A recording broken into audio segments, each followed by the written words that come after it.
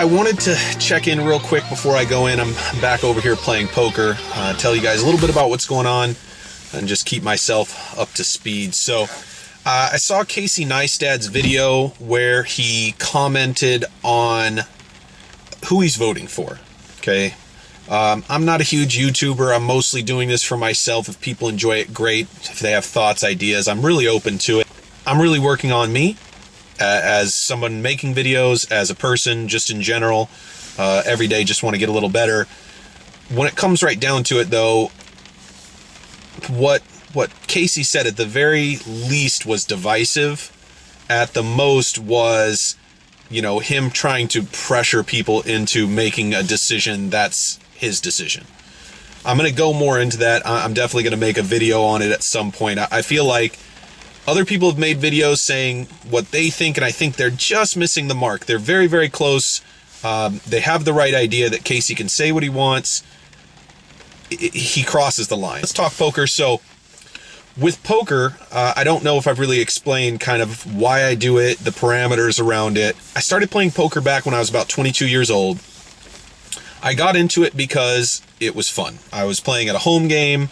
It was a few guys that I was in the car business with. I used to sell new trucks, cars at a Chevrolet dealership, and there are a few of the guys that had a weekly poker game.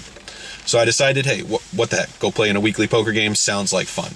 So I went and played, and slowly but surely, I went from losing $100 a week to where I was winning consistently well over $100 a week, $200-300 sometimes. So it became kind of a hobby, but a hobby that generated income. Everybody has hobbies, but to have a hobby that brings money into your life is incredible, because then you can do your other hobbies. I could golf and get out, take the wife out to dinner, go to movies, take care of my kids, do some extra things that maybe I might not have been able to do otherwise. So over the last 6-8 years, I've been playing a lot, basically playing to subsidize my income. Before that, I just played while working, but back in basically late 2008, the economy in Oregon crashed, and then in 2009, I was a manager at a car dealership, and they said, hey, we're doing away with middle management. We're just going to have salespeople and desk people. And so, Josh, you're our middle manager, one of the two. We're going to go ahead. You guys can be salespeople. If you decide not to work here, we totally understand. We just can't afford you. And I was blown away by it. I wasn't 100% sure. I wasn't expecting it, obviously, but I wasn't 100% sure what I was going to do next. So, talked with my wife. I worked for a month as a sales guy. At the end of that month, I just kind of decided that it was a step back and it wasn't what I wanted. If I was going to be a sales guy, that's fine. But I was going to go to, one of the dealerships I had been with previously, go to a bigger dealership where I would have more opportunity. I went to a smaller dealership, learn how to be the floor manager. I think I did a pretty good job. I got about 9-10 months of being the floor manager. So first big experience with managing people. So after that, instead of going back into the car business, my wife really wanted to spend more time with me. She had a decent job making solid money. I had saved up a significant amount of money. I had a little over $20,000 as a bankroll, which basically a bankroll is money that's set aside for a specific thing in poker. It's set aside for poker. This money is for poker. It doesn't need to pay my bills. I have bill money, and then I have my bankroll. So I set up that I would play poker for a living. So I quit, told my boss, hey, I appreciate it, appreciate all the opportunities. And I gave my 2-week notice. He said, you're good, man, whatever you decide. I totally understand. If I was in your position, I'd have a tough time staying somewhere that let me go as a manager. And so it's nice that Toby, appreciate you being understanding on that. So I decided to play poker for a living. I wouldn't call myself a professional poker player. I just played poker for a living.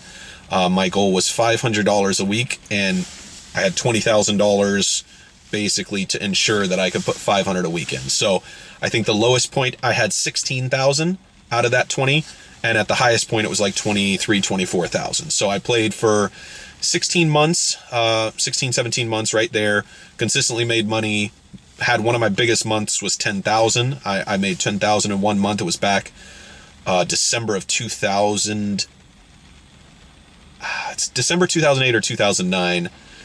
So that month was the first month I ended up going to Vegas. So shortly after Christmas, I ended up going to Vegas. I was not ready for Vegas. Vegas got me. I lost a little over $2,000, which I had one session. I played at a poker club in Eugene where I had earned $2,200. So losing the $2,000 back, I just kind of looked at it as, hey, I had an incredible night and I had a great experience in Vegas. So the two were great experiences, even though one canceled the other out. No big deal. So up here in Portland, incredible, absolutely incredible poker atmosphere, opportunities. It's great.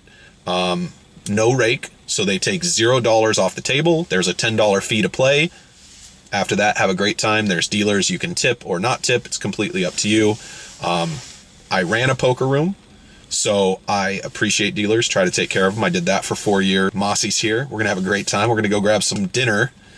We'll show you guys where we end up going. I enjoy that. I hope people who see these videos enjoy it. I hope that in the future, when I look back on these videos, I enjoy seeing the different places that we went and ate and kind of what we got and how much fun that was. But anyway, so far so good. I've got $400 today. I usually do 2 buy-ins, 200 and 200. I haven't had to rebuy since the second session. So the last session that I played, I did not have to rebuy. I'm hoping to not have to rebuy today. It's always great when you can just kind of win right off the bat and play solid and just not really have to dig. I'm up over 1,000, which is great. It's helped to pay for the camera. My wife has a phenomenal job up here, makes enough money to kind of cover all of our expenses. So any money that I bring in is additional money that either I spend on myself or I took the wife out to dinner a couple times, bought the kids some things. So really great situation, really going to enjoy this, and let's get in there and see if we can't make it happen.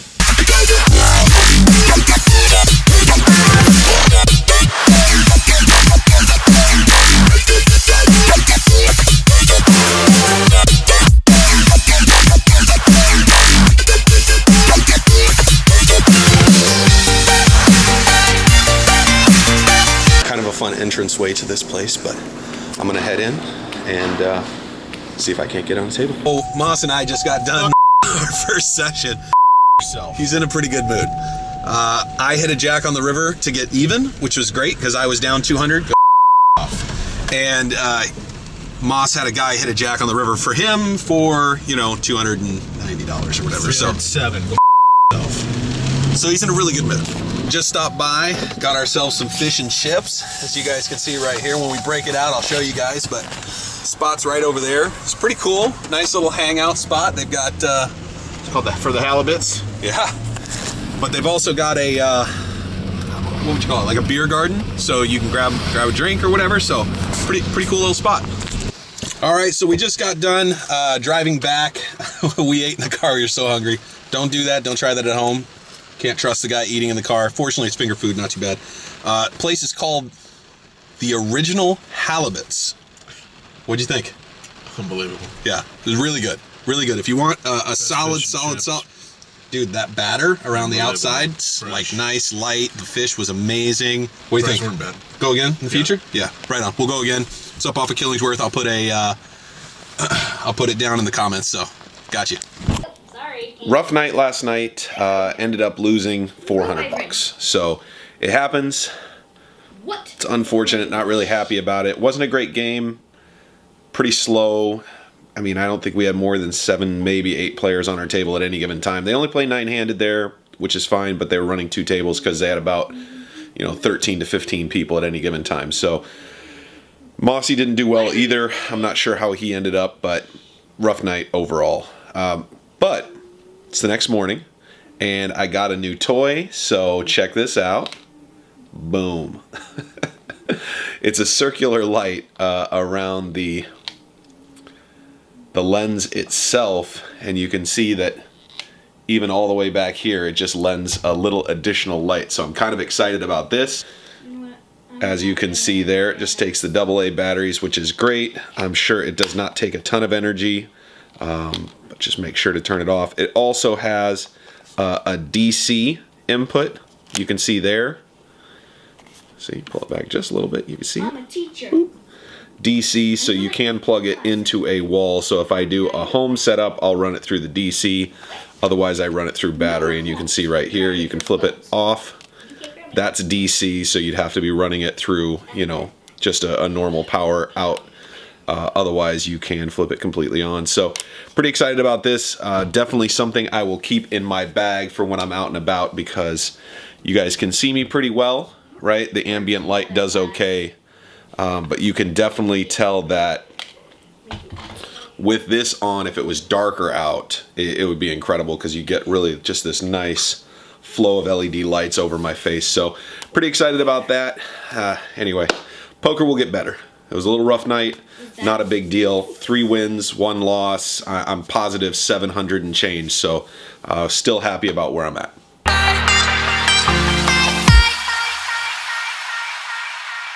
All right, so here is a little bit with what is the Dead Cat Go. Okay, it is super furry. You can kind of see, and it goes around the microphone. And the idea is that it cuts down on wind noise. I'm just testing it real quick to see if it does cut down on the noise in general. But when the wind blows on it, it's supposed to diffuse some of that, as opposed to the normal mic cover. So it was about $30. I will put this down in the description as well, so you guys can see that.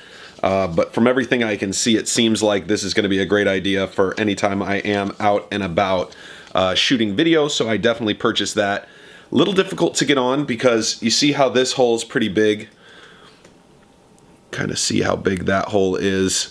And this slides right over. The other one, it's smaller, and it's inside of the Dead Cat Go, and so because of that, I had to kind of work the end on and then just keep holding one edge of it to pull it all the way down. But we did get it all the way on, and it seems to be working well. So everything seems good with that. Just showing you guys again the lighting, so you can see the difference with lighting and then without. So pretty cool. Kind of excited about this. Going to a party this weekend, so we'll do a little video at the party, see how that turns out, but pretty excited.